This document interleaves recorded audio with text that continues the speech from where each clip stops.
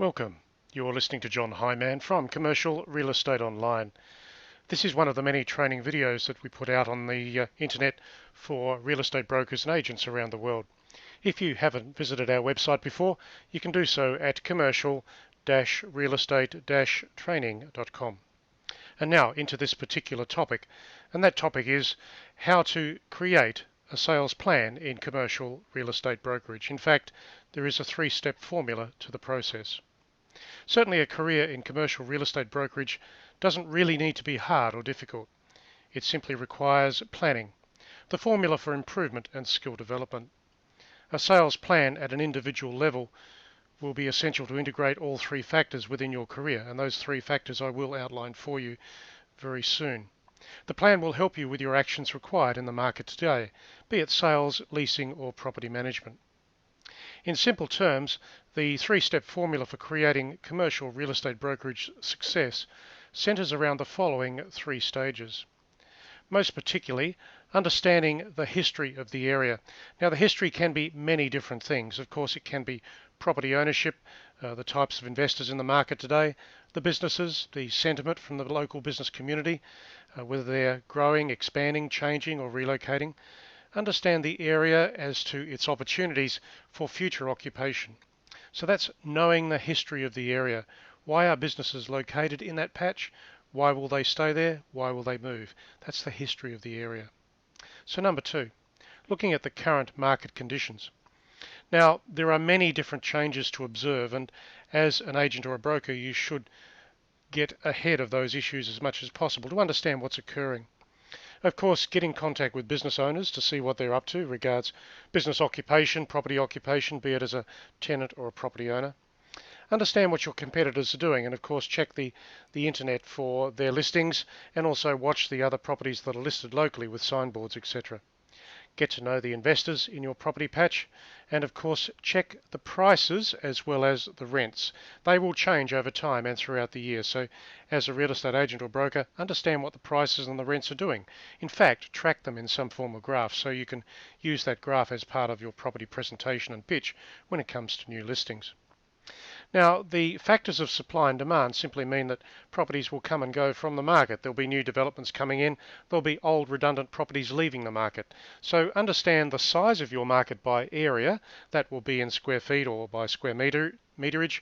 And that size of market will change subject to the new developments coming in and the redundant properties going out. From that number, you should focus on the vacancy rates. Now, the vacancy rates apply to the leasing of premises, and your property type, be it office, industrial, or retail, will have a particular vacancy rate for your town or city. So get to know those things. So that is looking at the current market conditions, and it is part of the three-step formula. So number one was understanding the history of the area. Number two is looking at the current market conditions. And number three, most particularly, is determining the opportunities within the market and developing a plan for that. So your market will have opportunities, and certainly from that previous point, item number two, you will see where the opportunities are, what tenants and business owners and property investors are actually looking for by way of property investment. So you need to develop a plan for that. How are you going to connect with those people? How can you grow your market share? So that is the three-step formula. So let's go back here a little bit. When you shape these things, you can start to move ahead with direction and focus as a broker or an agent.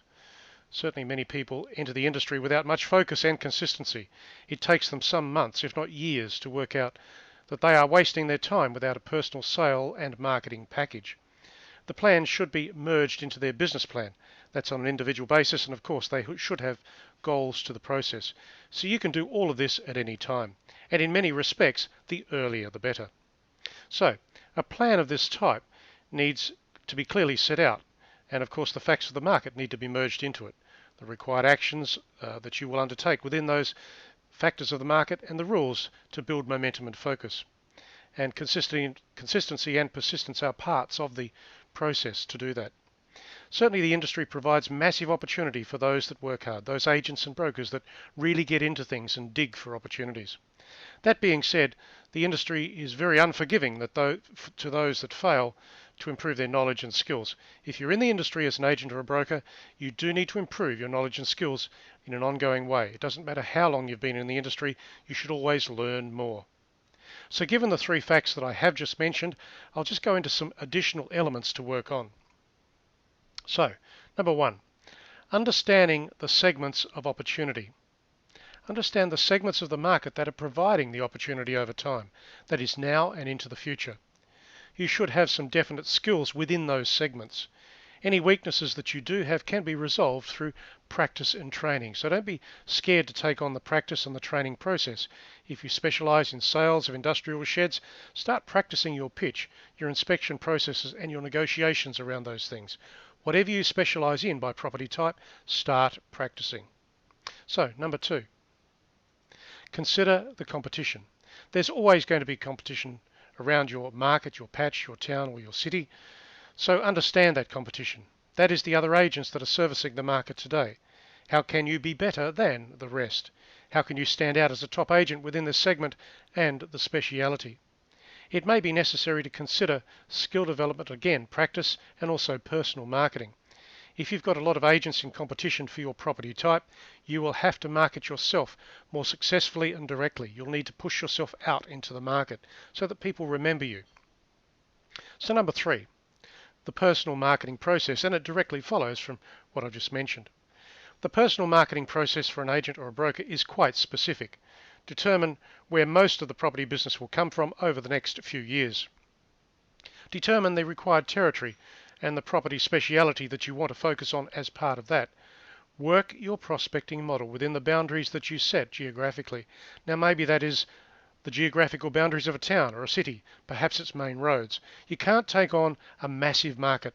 You really do need to focus within a big market. If you have a huge city to focus on, break it up into areas of about 2,000 properties and then drill down into those properties until such time as you know the patch directly and specifically. On a street-by-street basis, you can get to know the property owners and the property investors. You can also track the activities of local business proprietors. So now let's go to the fourth item, factors of growth. Look at the factors of growth that apply locally to property use and to ownership. The history of the area will help you with that, and the awareness of future development changes and the shifts in population growth, business activity will show you what will happen to that market in the future. Certainly the business community will integrate into the population growth as it occurs. And also if your town or city is blessed by certain resources, perhaps within a particular industry, then you'll need to understand how that all works. Your clients are likely to be within the business community, as well as those property investors that service it with newly established property developments and opportunities. So understand the factors of growth and how you can get to know the people who play within that factor of growth, that industry segment. So let's go back to the beginning here. Your commercial real estate sales plan. As mentioned, I took you into the three-step formula, understanding the history, looking at current market conditions, and determining the opportunities for you to develop a plan.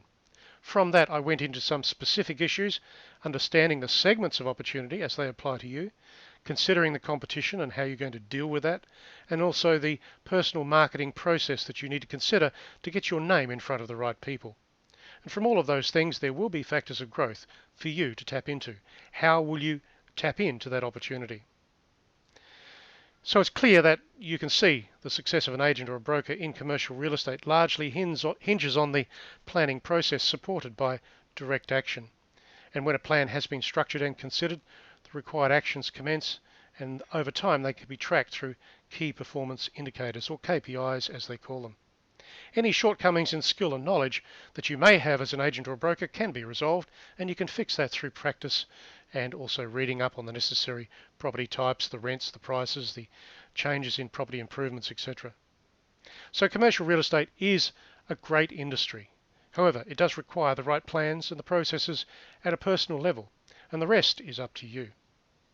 So that's the topic for today. There are plenty of other videos on this YouTube channel, and of course you can visit our website, which is commercialrealestatetraining.com. And if you haven't already visited that website, you can certainly do so and log into the community. There are many different ideas, tips, tools and templates that you can get as part of being on the community online with this website. Of course, there are many different topics and several hundred items across sales, leasing and property management activity.